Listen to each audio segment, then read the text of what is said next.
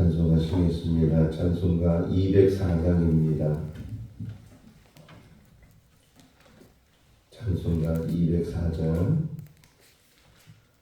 주의 말씀 듣고서 준행하는 자는 반석 위에 떡 닦고 집을 지은 같아. 비가 오고 물나며 바람 부딪혀도 반석 위에 세운 집 무너지지 않네. 잘 짓고 잘 지세 우리 집 잘 지세. 만세 반석 위에다 우리 집 잘 지세. 주의 말씀 듣고서 행치 않는 자는 모래 위에 터 닦고 집을 지은 같아. 비가 오고 물나며 바람 부딪힐 때 모래 위에 세운 집 크게 무너지네. 잘 짓고 잘 지세 우리 집 잘 지세.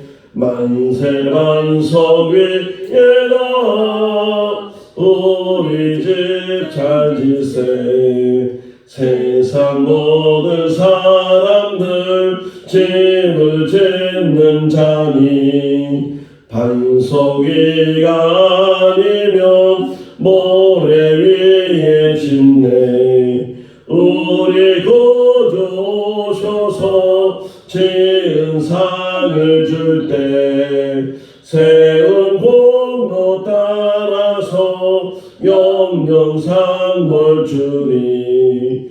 잘 짓고 잘 지세 우리 집 잘 지세. 만세 반석 위에다 우리 집 잘 지세. 마태복음 7장 15절에서 29절 말씀입니다. 마태복음 7장 15절에서 29절. 거짓 선지자들을 삼가라. 양의 옷을 입고 너희에게 나오나 속에는 노략질하는 일이라. 그들의 열매로 그들을 알지니 가시나무에서 포도를 또는 엉겅퀴에서 무화과를 따겠느냐. 이와 같이 좋은 나무마다 아름다운 열매를 맺고 못된 나무가 나쁜 열매를 맺나니. 좋은 나무가 나쁜 열매를 맺을 수 없고 못된 나무가 아름다운 열매를 맺을 수 없느니라. 아름다운 열매를 맺지 아니하는 나무마다 찍혀 불에 던지느니라.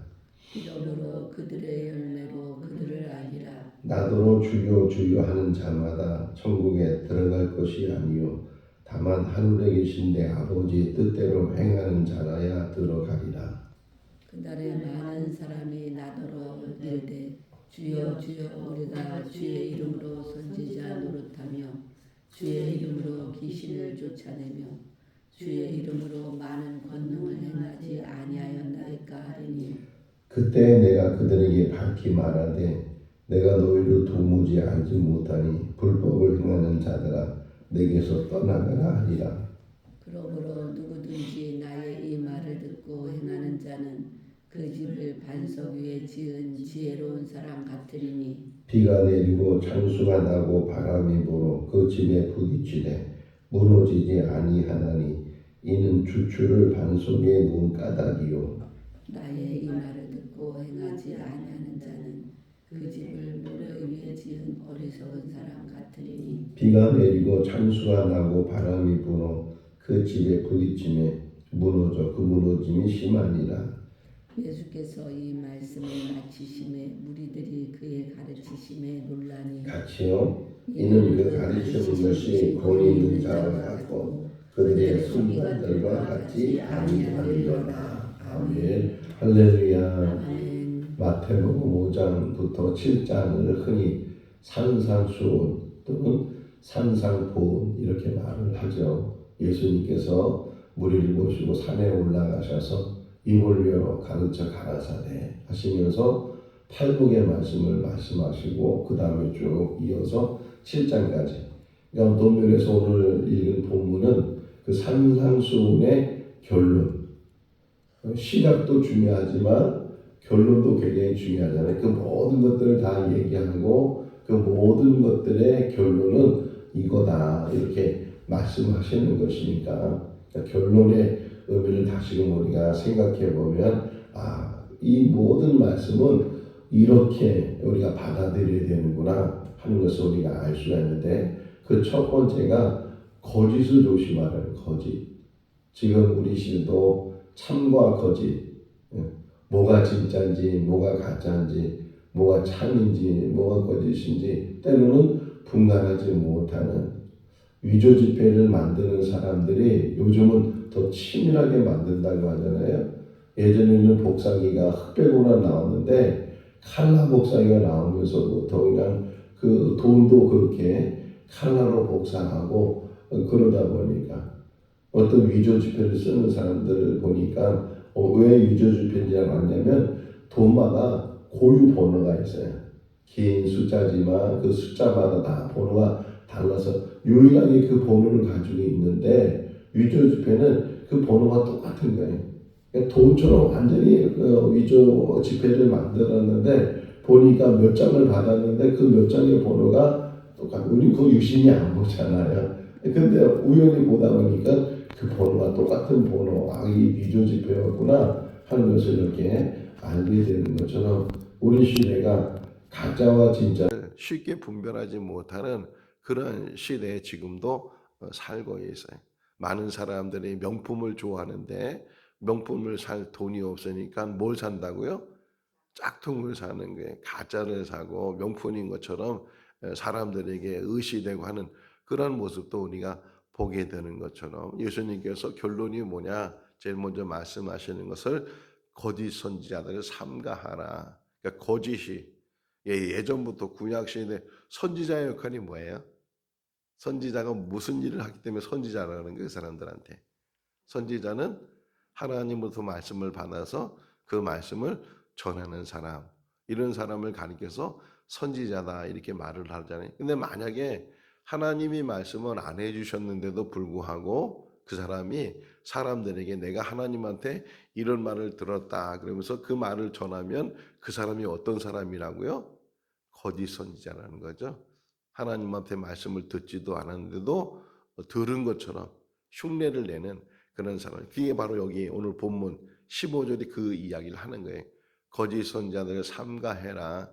그들은 양처럼 보이지만 그러나 이리들이다. 너희들을 죽이려고 하고 너희들을 빼앗아가려고 하는 그런 이리들이다 하는 것을 우리에게 이야기를 해주고 있어요.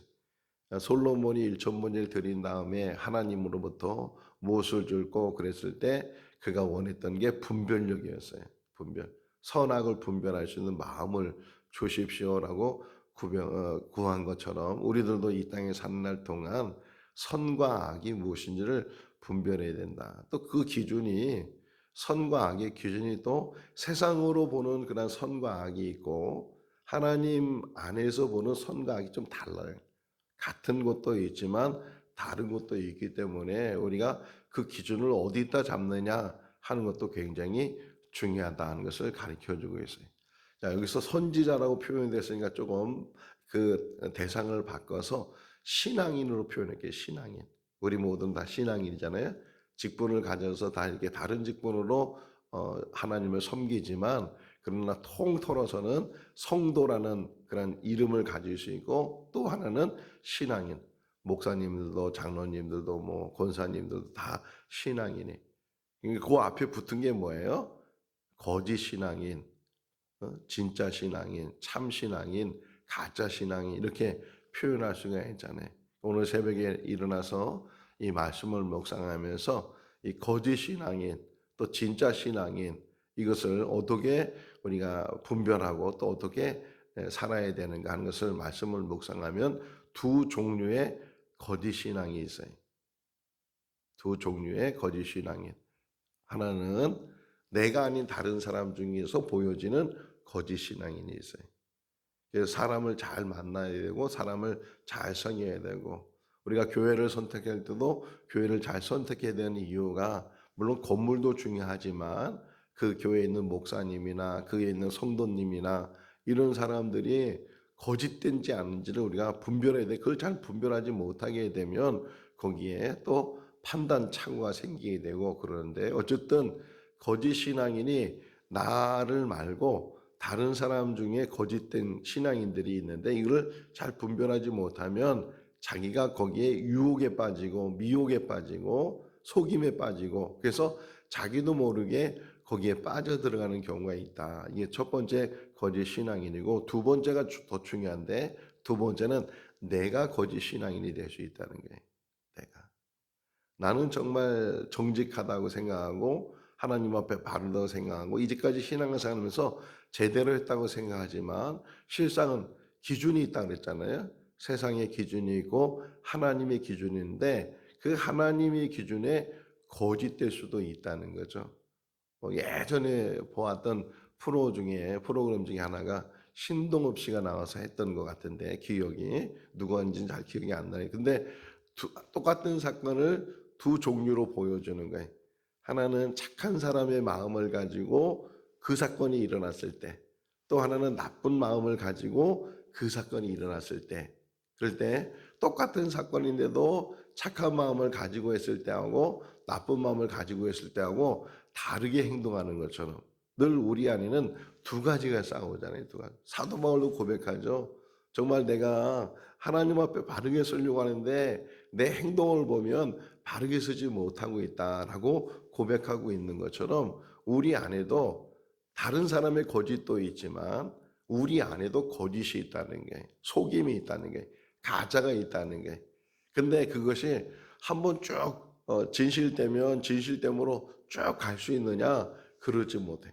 어제는 진실했는데 오늘은 진실하지 못할 때가 있고 혹이나 어제는 거짓됐는데 오늘은 진실할 때가 있고 이게 사람이 자기 스스로의 마음에 따라서 진실될 수 있고 진실되지 못할 수도 있고 진짜 있을 때도 있고 가짜 있을 때도 있고 그러니까 우리가 우리의 싸움 운동선수 하는 사람들 챔피언 도전하고 뭐 이렇게 뭔가 높은 자리에 도전하고 이런 사람들 인터뷰를 해보면 상대의 적이 누굽니까? 그러면 상대의 적보다는 자기 안에 있는 적을 얘기해요.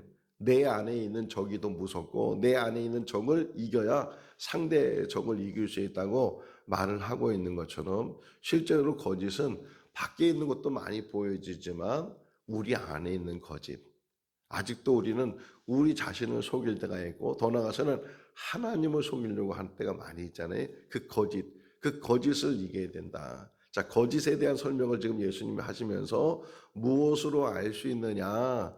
열매로 알 수 있다는 거예요, 열매. 이게 좋은 나무인지 나쁜 나무인지 하는 것들을 그 나무를 봐서는 모르지만 그 나무가 맺는 열매에 의해서 아름다운 열매를 맺으면 좋은 나무고 나쁜 열매를 맺으면 나쁜 나무다. 제 표현이 여기 지금 성경적 표현이거든요. 자, 좋은 나무의 열매는 뭐라고 표현해야 돼요? 좋은 열매 이렇게 표현해야 돼요. 나쁜 나무는 나쁜 열매를 맺고 이렇게 표현되어 있으니까 좋은 나무는 좋은 열매를 맺어야 된다고 표현했는데 예수님은 그렇게 표현하지 않고 예수님께서는 좋은 나무는 아름다운 열매를 맺는다. 이게 반복되어 있어요. 한 번 말하는 것이 아니고 계속해서 아름다운 열매, 아름다운 열매. 요즘은 제가 압구정동을 가보니까 그 건물마다 그냥 성형외과가 얼마나 많을지 몰라요. 그냥 건물마다 다 성형외과고 심지어는 한 건물 안에 성형외과가 막 두세 개 있고 막 그래. 왜 성형외과가 그렇게 흥행하고 왜 사람들이 성형외과를 찾을까요? 아름다움을 안 되려고 아름다움. 돈을 들여서도 뭐 뜯어 고치고 막 그래가지고서 아름다움을 만들려고 하는 것. 그러니까 이 아름다움도 거짓된 게 얼마나 많은가 하는 것들을 우리가 또 생각해 볼 수 있는데 여기서 지금 예수님 때는 성형수술도 없고 있는 그대로 지금 보여지는 건데 제가 이제 몽골에 갔을 때 책을 다 가지고 갔어요. 아주 저하고 친한 선교사님이 제 집에 놀러 와서 이제 차를 한 잔 마시는데 제 서재에서 책을 쭉 둘러보더니만 한 권이 눈에 딱 그 선교사님 눈에 띄었어요. 근데 그 책 제목이 뭐냐면 미학이에요. 미학. 철학적인 책인데 미학. 그러니까 철학이든 뭐든 가장 깊이 들어가면 그 깊이 들어가는 것 속에 아름다움이 있다는 거예요. 아름다움. 모든 것에 아름다움이 있어요. 아름다움. 우리 인생 속에서도 아름다움이 있어요. 그러니까 인생의 좋은 열매는 뭐냐? 정말 하나님 모실 때 아름다운 거예요. 심이 좋았더라 그러잖아요. 심이 좋았더라. 보시기에 좋았더라. 창조하시면서 그렇게 그 좋았다는 표현이 뭐냐면 아름다움을 보고 감탄한다 그러니까 이런 감탄하는 거예요. 하나님이 세상을 만드시고 그 아름다움 속에서 감탄하시고 좋아하시는 그런 모습처럼 우리 인생 속에서 무엇을 만들어가느냐? 아름다움을 만들어요. 아름다움. 열매가 아름답다는 게. 또는 어떤 사람은 열매가 나쁘다 이렇게 표현되어 있는데 아름다운 열매를 맺었다. 이따가 이제 그 반석 위에 있는 집 또는 모래 위에 있는 집 이 표현도 다시 설명해야 되지만 열매의 의미가 뭐냐? 열매의 의미는 삶이에요. 삶. 그러니까 우리가 신앙생활하면서 따로따로 하는 경우가 있잖아요. 지식으로 신앙생활하는 사람이 있어요. 근데 아는 것으로 신앙생활하는 사람이 있어요. 근데 야고보서에도 말하고 있는 것처럼 야고보서에 뭐라 그래요? 행함이 없는 믿음은 죽은 믿음이다. 이건 믿음을 천히 여기거나 이 믿음을 밀어내는 것이 아니고 그 믿음을 정의해 주는 거예요. 그러니까 행함으로 구원받는 것은 아닌데 믿음으로 구원받은 사람은 행함이 달라져야 되고 믿음으로 구원받은 사람의 모습이 열매로 나타내야 되고 행함으로 나타내야 된다라는 거예요. 교회에서는 열심히 신앙생활 잘하는데 가정에서는 또 직장에서는 또 사회에서는 그 신앙생활하는 모습을 온전히 보이지 못하지만 이 사람은 이중적이라 그러잖아요. 이중적인 그런 모습이 있는데 목회하는 사람도 그렇고 또는 신앙생활 사람도 그렇고 어디서나 똑같아야 되잖아요. 교회에서도 그렇고 가정에서도 그렇고 어디서나 똑같은 모습의 교회에서는 흔히 그런 유머 있었잖아요. 어느 사모님이 그냥 이불 보따리 들고서 교회로 왔다고. 왜 그렇게 이불 보따리 들고 가니까 우리 목사님이 교회에서는 그렇게 좋은 얘기 많이 하는데 집에서는 막 딴 사람처럼 산다고 그런 유머가 있는 것처럼 다르면 안 된다는 게 여기 아름다운 열매는 어디서 열려지는 거예요? 삶 속에서. 거짓인지 참인지 이것을 알 수 있는 것은 그 삶에 맺어지는 열매를 통해서 알 수가 있다. 그러면서 주님이 말씀하시기를 주여 주여 하는 자마다 다 그 사람들이 천국에 들어가는 것이 아니고 그러면서 설명하죠. 하나님 뜻대로. 한번 읽어볼까요? 21절 나더러 주여 주여 하는 자마다 다 천국에 하늘에 계신 내 아버지의 뜻대로 행하는 자라야 들어가리라. 자, 아름다운 열매를 맺는 방법을 지금 예수님 말씀하시는 거예요. 아름다운 열매는 내가 아름답게 만든다고 만들어지는 것이 아니고 아름다운 열매를 맺으시는 방법은 딱 하나인데 하나님의 뜻을 분별하는 거예요. 그래서 하나님 뜻대로 이렇게 표현하잖아요. 하나님 뜻대로 행하는 것. 아무리 이것이 내가 하기 싫거나 내가 볼 때는 이것이 아니라고 생각되지만 그러나 하나님 뜻에 비추어 그 하나님 뜻이라고 깨닫게 되면 내 뜻을 버리고 내 생각을 버리고 내 판단을 버리고 내 결심을 버리고 하나님 뜻대로 사도행전 16장을 보면 이런 이야기가 나와요. 처음에는 이 바울이 바나바와 더불어 선교 여행을 했다가 두 번째 선교 여행을 했는데 거기에 마가가 끼어들죠. 바나바는 마가를 데리고 가자. 바울은 마가를 데려가면 안 된다. 왜? 마가가 1차 선교 여행 때 중간에 그만뒀거든요. 그러니까 그런 사람 데려가면 이 선교하는데 방해가 되니까. 근데 바나바는 또 다르게 말하는 거예요. 그렇게 한번 실수를 해도 또 그 사람 데려가서 이제는 실수를 많이 할 수 있는 기회를 주고 다시 한번 또 세워줘야 되는 이런 선한 마음으로 또 바나바가 얘기하니까 근데 바울은 일 중심의 사람이니까 일에 방해가 되면 안 된다. 이 결국은 둘이 헤어졌어요. 그래서 바나바는 마가를 데리고 구브로로 가고 바울은 신라를 데리고 이제 다소로 시작을 해서 이제 아시아 쪽으로 복음 선교를 전하러 갔어요. 근데 이제 2차 선교 여행이라는데 그 갔을 때 바울이 어떤 계획을 가졌냐면 내가 어디를 가고 어디까지 가겠다 이런 계획을 세워서 계획을 세운다는 게 얼마나 좋은 일이에요. 자기가 이렇게 계획 없이 하는 것보다는 계획을 세워. 근데 그가 계획을 세운 것 중에 하나가 아시아라고 표현되어 있지만 실제로 거기가 어디였냐면 에베소였어요. 에베소까지 가서 내가 복음을 전해야 되겠다. 그런 어떤 계획과 결심을 가지고 출발을 했는데 그런데 중간에 가는 중에 자꾸만 막는 거예요. 그 에베소로 가려고 하는 그 일에 대해서 자꾸만 가지 못하게 되고 막으니까 처음에는 바울이 마음이 불편이 생겼어요. 아니 내가 하나님 일 한다고 또 하나님 일 하면서 이 계획을 세워서 이게 하나하나 이루 나가면 도와주셔야지. 왜 이렇게 막으시고 방해하시는지. 그래가지고 불편한 마음을 가지고 기도를 하는데 표현이 뭐냐면 성령이 막으셨다는 게. 성령이 막으시면서 이 불편한 마음으로 기도를 하는데 환상이 보였어요. 환상이 보이기를 마게도냐 사람이 보이면서 그러니까 유럽 사람이 이렇게 형상이 보이면서 뭐라고 말해? 건너와서 우리를 도우라. 건너와서 우리를. 근데 에베소는 저 밑에 지역이고요. 마게도냐는 위로 올라가는 지역. 지금은 이스탄불 그 지나서가 유럽인데 어쨌든 그렇게 바울이 지금 터키 지역을 돌아다니면서 복음 전하고 있는데 터키 지역뿐만 아니라 이제는 유럽 지역으로 그리스 쪽으로 이제 하나님이 보내시려고 이 마게도냐 사람을 환상으로 나타나서 그래서 건너와서 우리를 도우라. 그 음성을 들은 바울이 아주 중요해요. 거기가. 그것을 듣고 나서 그래도 끝까지 자기 고집대로 한 사람이 있잖아요.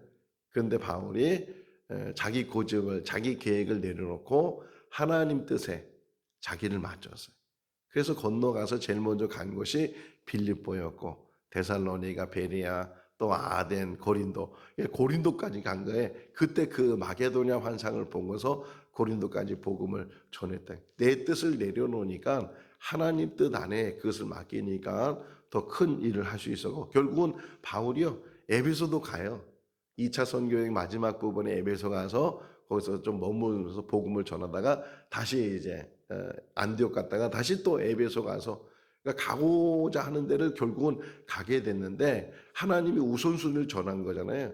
에베소보다는 저 빌립보를 먼저 가고 그리고 고린도를 먼저 간 다음에 나중에 에베소를 가게 하는 것처럼 겟세마네 동산의 기도도 마찬가지잖아요. 예수님께서 정말 간절하게 하나님 앞에 기도하기를 할 수만 있다면 이 잔을 진행하게 해달라고 그러나 내 원대로 마옵시고 아버지 원대로 자기도 원이 있단 말이에요. 자기도 계획이 있고 생각이 있고 판단하는 것이 있고 그럼에도 불구하고 자기 원이 아버지의 원하고 같으면 좋은데 아버지 뜻하고 같으면 좋은데 혹이나 다르다면 우리 기도예요. 우리 기도 가운데 그렇다면 뭘 내려놓아야 되는가 하는 것을 가르쳐주고 있단 말이에요.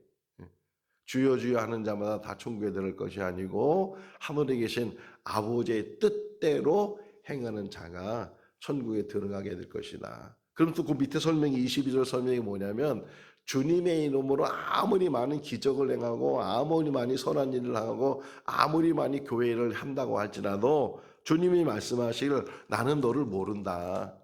아무리 열심히 목회를 잘해서 뭐 큰 교회를 이루고 뭐 전국을 다니고 세계를 다니고 그래서 뭐 복음을 전하고 물론 귀한 일이잖아요. 근데 그 중심에 하나님 뜻을 저버리면 자기를 자랑하고 자기를 드러내고 자기를 과시하고 내가 이런 사람 내가 이런 목사라고 과시할 뿐이지 주님은 한번 22절 읽어보십시다. 22절 그날에 많은 사람이 나더러 이르되 주여 주여 우리가 주의 이름으로 선지자 노릇을 하며 주의 이름으로 귀신을 쫓아내며 주의 이름으로 많은 권능을 행하지 아니했나이까 하리니 23절 그때 내가 그들에게 밝히 말하되 내가 너희를 도무지 알지 못하니 불법을 행하는 자들아 내게서 떠나가라 하리라. 많은 일을 하는 게 중요한 게 아니고 한 가지 일을 해도 제대로 해야 되는데 주님 뜻대로 마르다가 예수님 왔다고 막 음식을 준비하라고 바쁜데 너무 바쁘니까 동생이 어디 있나 찾아보니까 예수님 발치에서 말씀을 듣고 있어요. 마르다가 화가 나가지고서 예수님한테 내 동생한테 나를 좀 도와주라고 그렇게 좀 말 좀 해달라고 예수님께 부탁을 하니까 예수님께서 마르다야 마르다야 네가 많은 일을 하고 있지만 그러나 이 마리아가 한 가지를 하는데 이 한 가지를 하는 거 오히려 저가 더 좋은 것을 선택했다고 오히려 마리아를 칭찬해 주는 물론 음식 대접하는 게 나쁜 건 아니잖아요. 손님 왔는데 맛있는 음식을 만들어서 그것도 예수님이 왔으니까 더 맛있는 음식을 만들어서 대접하는 거 이 귀한 일이에요. 근데 그보다 더 귀한 일은 뭐예요? 하나님의 말씀을 듣는 거. 제가 경험했댔어요.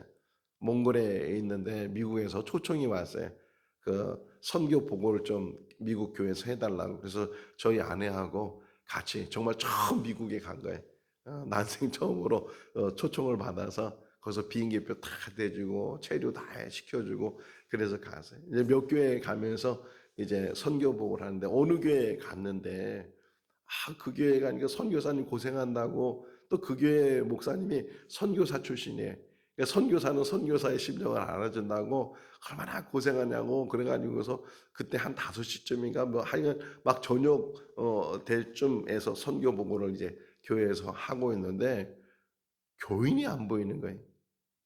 지금 나는 선교 보고하러 지금 미국까지 비행기 타고 와가지고서 여기에 보고 하는데 몇 사람 안 앉아있고 그래서 하는데 나중에 알고 보니까 저 교회 밖에 가든에 가서 그냥 먹을 거 준비하느라고 저녁 식사 뭐 고기 굽고 뭐 하고 막 그래가지고서 밖에서 막 일하는 거 바빠가지고서 정작 제가 가는 목적은 먹으러 가는 게 아니고 선교 보고를 하러 가는 거잖아요.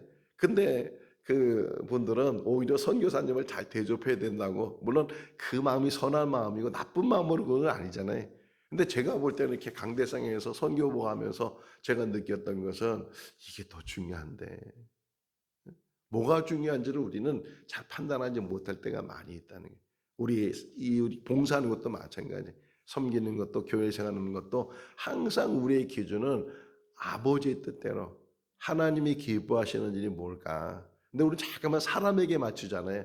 목사님에게 바치고 목사님 눈치를 보고 또 사람들 눈치를 보고 사람 보는 데선 잘하고 이런 것들이 자꾸만 형식이 되고 외식이 되고 그러다 보면 자기도 모르게 자꾸만 하다가도 힘든 거예요. 하나님 보고 하면 힘든 일이 없는데 자꾸만 사람을 보고 사람을 의식하니까 몇 번을 하는데 꾸준히 못하는 이유가 뭐예요? 만약에 제가 피켓전도 하는데 사람 의식해서 했으면은 끝까지 못했을 거예요.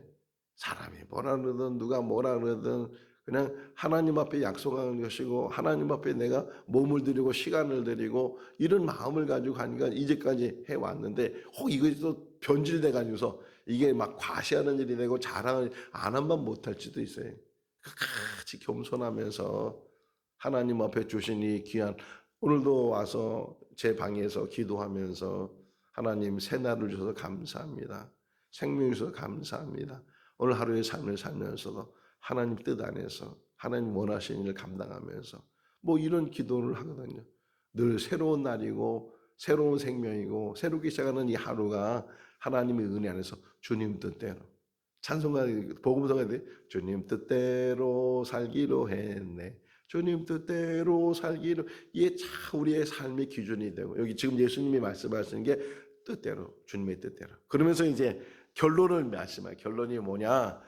이 모든 것들을 듣고서 행하는 사람이 있고 이 모든 것을 듣고서 행하지 않는 사람이 있다. 듣기는 다 들은 거예요, 이제. 듣기는 다 들었는데 어디서 갈리는 거예요? 행하는 사람과 행하지 않는 사람 갈려요. 그래서 한번 24절 읽어볼까요?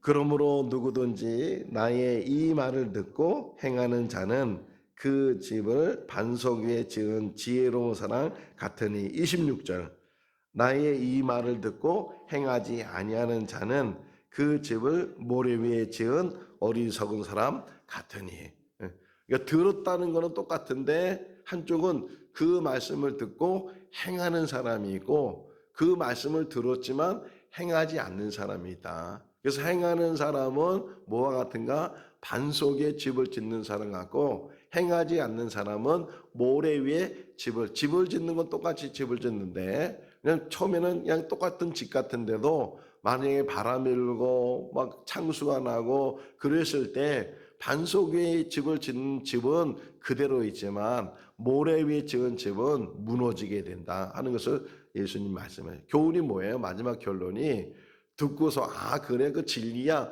이렇게 깨닫는 것으로 끝나는 것이 아니고 깨닫는 그 진리를 가지고 삶 속에서 그래야 아름다운 열매가 맺어지게 되고 그래야 사람이 사람답게 살아가게 되는데 우리 신앙인들의 단점이라고 할까요? 그런 게 뭐예요? 요즘 설교를 얼마나 목사님들이 잘하는지 몰라. 교인들도 얼마나 듣는 귀가 발전돼 가지고서 뭐 이 설교 딱 들으면은 야 저거 좋은 설교다 뭐 무슨 설교다 설교에 대해 판단하고 막 그러는데 듣기는 잘하는데 행함이 없는 거예요. 하나를 들어도 하나를 행하면서 그러면서 우리가 하나하나 신앙으로 바르게 성장하고 성숙하고 그래야 되는데 행함이 없는 신앙이 얼마나 많은가. 하나를 붙들어도 제대로 붙들고 그 하나 안에서 우리가 믿음 안에 살아가야 된다. 바울도 이와 비슷한 이야기를 한 게 고린도서 3장에 나와요. 고린도서 3장에 보게 되면 집을 짓는 비유가 나오잖아요. 그리스도 터 위에 집을 짓는데 어떤 사람은 금강과 보석으로 집을 짓고 어떤 사람은 나무와 풀과 집으로 집을 짓는다. 다 집을 져요. 근데 집 짓는 것으로 끝나는 것이 아니고 불이 지나간다는 게 불이 지나가서 타버리면 상급이 없고 그것이 남아있으면 그것이 상급이 된다고 바울이 말하고 있는 것처럼 이 결론이 뭐예요? 결론이 이 산상수훈 산상보훈의 결론이 뭐예요? 듣고 행하는 자가 되라. 이게 이 교훈이에요. 우리가 설교를 들으면 참 우리 교회가 이렇게 이사 와서 오후 예배 때는 다시 오전에 있는 말씀을 다시 되새김질하고 다시 묵상하고 두 번씩 이게 반복하는 이유가 뭐예요? 듣는 것으로 끝나지 말고 그 들은 말씀을 깨닫는 것, 결심한 것, 그것을 실천에 옮기라고 그런 이제 말씀을 묵상하고 있는데 아무리 좋은 말을 들어도 행함이 없으면 그것이 자기에게 무슨 유익이 있겠어요? 흔히 말하는 그림의 떡이죠. 아무리 맛있게 보여도 그림은 먹을 수가 없잖아요. 아무리 좋은 말씀도 행하지 않으면 그것이 자기하고 무슨 상관이 이 주님의 결론이에요. 근데 이제 마지막 결론이 뭐야? 사람들이 그 말을 듣고 놀랬다는 거예요. 권위가 있는 말씀이었다. 어떤 서기관 말 같지 않았다. 사두개인들 바리새인들 말 같지 않았다. 이렇게 표현하고 있는데 이 말에 깨달음이 있으면 이 말씀을 하나 붙들고 하나씩 한꺼번에 다 하려고 하면 하지도 못해요. 또 다 할 수도 없고요. 그냥 들은 말씀 중에서 하나를 붙들고 또 들은 말씀 중에 하나를 붙들고 또 하나 그 붙든 것 중에서도 지속적으로 해야 될 일에 대해서는 더 붙들고 지속적으로 하게 되면 제가 며칠 전에 기도에 대한 여기 지금 산상으로 기도에 대한 얘기가 많았잖아요. 그러면서 그냥 막 하는 기도보다는 어떤 기도가 더 좋다고요? 기억이 나요? 안 나요? 다 잊어버렸어요. 맡기는 거 기억이 안 나요. 쓰라 그랬죠. 조지 밀러 이야기하면서 조지 밀러가 5만 번 기도 응답을 받은 이것을 어떻게 알 수 있겠어요? 그거 말해서 알 수 있는 거예요? 썼기 때문에 이런 기도 제목 있고 지금 고아원 아이들이 먹을 것이 없습니다. 이렇게 기도했는데 갑자기 먹을 것이 생기고 지금 고아원 아이들이 추워서 건물이 필요합니다. 근데 갑자기 또 건물이 생기고 이런 게 5만 번의 응답이 있었다는 거예요. 쓰는 거. 근데 우리는 들었는데도 불구하고 그거 해야 안 해요? 안 한다. 시간이 좀 가지만 제가 지금 생각나는 게 그거잖아요. 우리 권사님하고 생각해 보세요. 초등학교 다닐 때 방학이 되면은 방학 숙제가 있잖아요. 그죠? 뭐 3학년이든 4학년이든 방학 숙제를 줘요. 방학 때도 공부하는 공통적으로 숙제를 주는 게 두 가지가 있어요. 뭐하고 뭐죠? 그렇지. 시간표를 만드는 거하고 일기 쓰는 거. 일기를 안 쓰니까 막 방학 끝나는 그 전날에 그냥 날씨를 못 쓰게 날씨를. 다른 건 막 꾸며서 쓸 수 있는데 그날 날씨가 비가 왔는지 뭐 맑았는지 이걸 모르니까 그런 기억들이 나잖아요. 근데 그때는 그게 왜 중요한지 모르고 지냈는데요. 제가 목회를 하다 보니까 인생을 살아가면서 그것만큼 중요한 게 없겠다. 첫 번째는 시간 관리. 시간표를 만드는 거는 시간 관리에 대한 훈련이었어요. 교육이었어요. 시간 관리를. 그래서 성공하는 사람의 7가지 습관이라는 책이 있었잖아요. 베스트셀러. 그게 첫 번째가 뭐냐? 일본이 시간 관리를 잘한 사람들이. 성공하는 사람의 공통점이 시간 관리를 잘했다. 두 번째는 일기를 쓰는 게 뭐예요? 일기는 항상 그 하루의 삶을 정리하고 반성하고 자기를 비춰보는 거거든요. 그걸 계속 쓰다 보면 하루하루의 삶이 그냥 지나가는 것이 아니고, 근데 우리 일기는 뭐야? 똑같다고 생각하고 그렇게, 그러니까 우리의 인생이 발전이 없고 성장이 없고 업그레이드가 없는 거예요. 쓰다 보면서 계속 나의 부족함을 깨닫고 또 해야 될 일을 깨닫고 이러면서 자기 인생을 만들어 가는 거거든요. 우리가 듣고 행하는 게 중요하다는 하나의 예를 들은 거예요.